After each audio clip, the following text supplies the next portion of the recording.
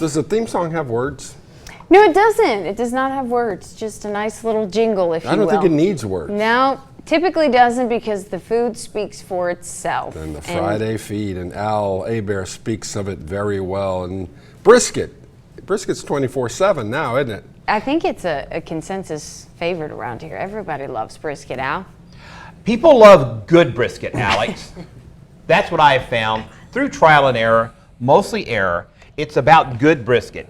Tia and Blaine Dugas, LeBon Manger. Now look, you're watching at home.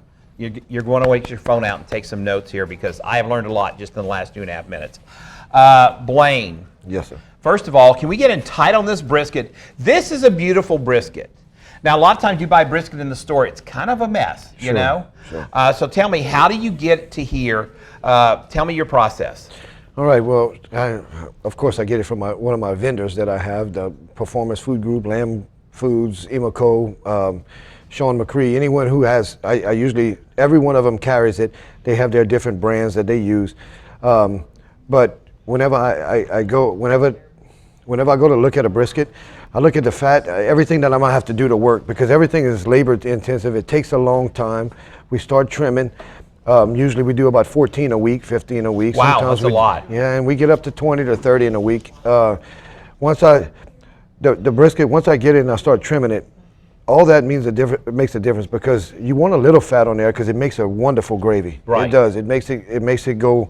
It makes it taste well. The gravy comes out really good. But once I trim it, we season it. We got a pot, some tilt grills, that we put it in. We brown it for an hour. We keep on browning it, adding a little water, brown it just like everybody else does with a beef roast, and then we flood it over the top. We put it to water, covers the top, an hour and a half. Turn them, do it again for an hour and a half, and it comes out wonderful.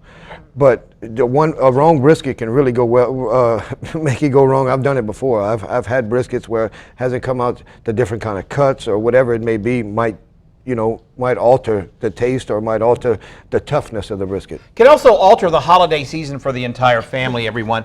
Let me ask you this. When this brisket came to you, how much did it weigh and how much fat did you trim off? About 14 pounds, and it's about 9 pounds now. Okay. 8.5 to 9, yes. That's a lot of fat to trim off. Oh, it is. It is. But it's important. Oh, absolutely. Absolutely. I can't cook it with the fat on it. I mean, it would be too hard later. So when you say you brown it, this is a big piece of meat. We got about 30 seconds left. What do you brown this thing in? I mean, is it a giant pot? Or? Yes, a big tilt grill. A tilt grill? Yes, sir. I cook my gumbo in there, too. We do about, I'd say, 40 gallons of gumbo at a time. Good Lord, 40 gallons of gumbo. That's what I like. Hey, look, we're going to go back over to the desk. Look, trim the fat off your brisket, save your holidays, be loved by your family. We're going to go back to you guys over there.